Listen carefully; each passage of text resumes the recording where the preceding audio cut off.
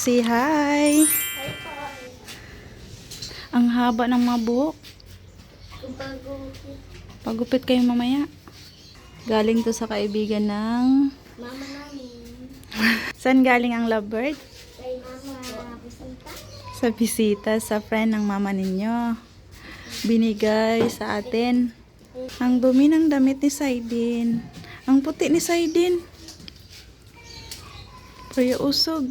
Ayaw nilang lumabas. Agtago sila sa loob. Kumakain daw yun sila ng malunggay, guys. Bibigyan ko ng malunggay.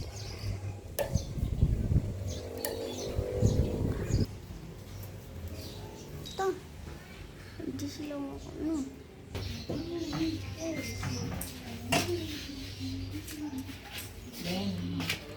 Dami.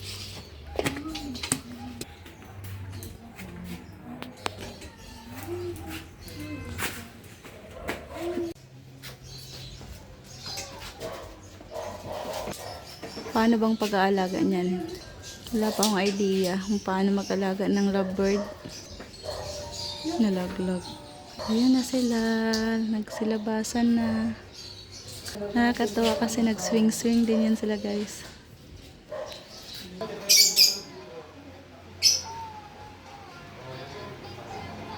May nagsabi parang African lovebird daw yan. Paano ba malalaman, guys, kung lalaki or babae yung lovebird?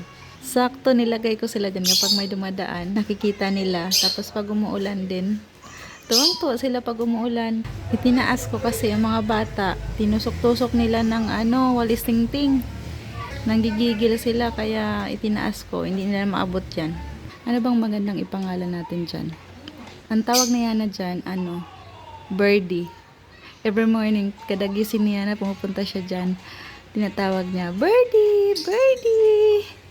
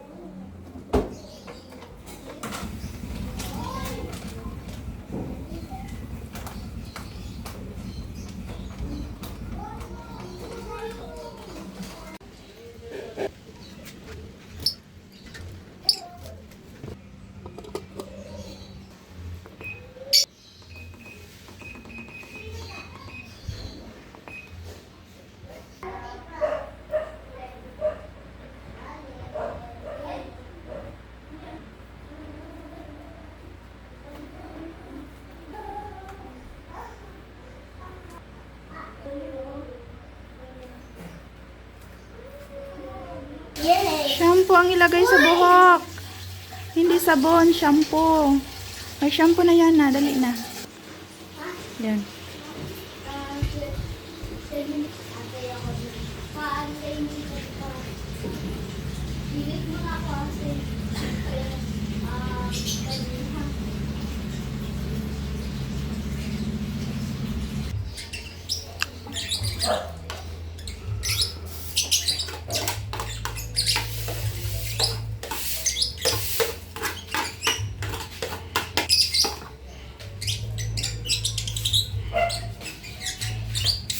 Sardinas ulam ni Summer. Sarap ng kain ni Summer Luluto ako ngayon ng sinigang na buto-buto. Lagyan ko ng labanos, pichay, siling haba. Yan, kamatis at sibuyas. At ito yung kanyang pangpaasim.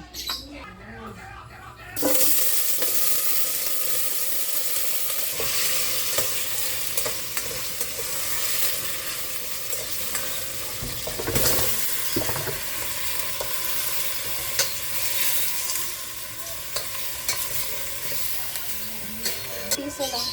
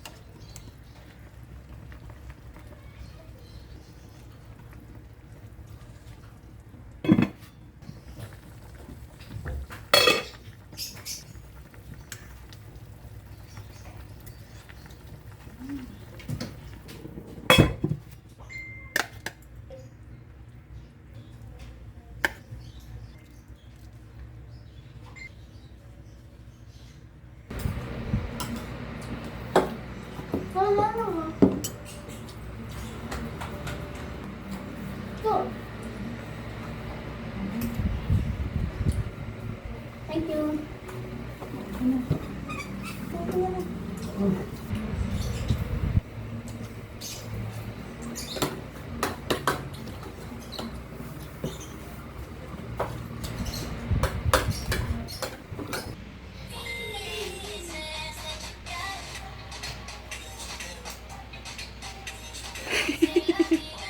Galing ah.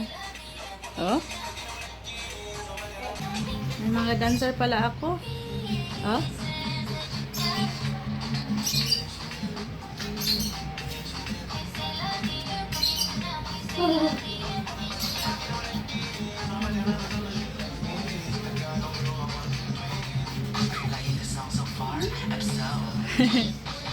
Tayo, Sander.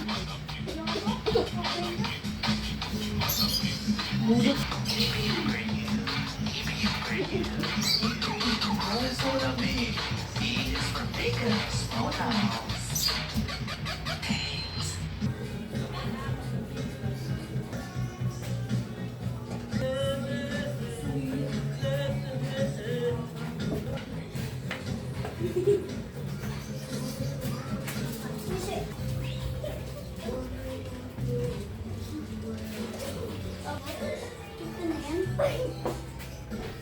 Ako muna dyan.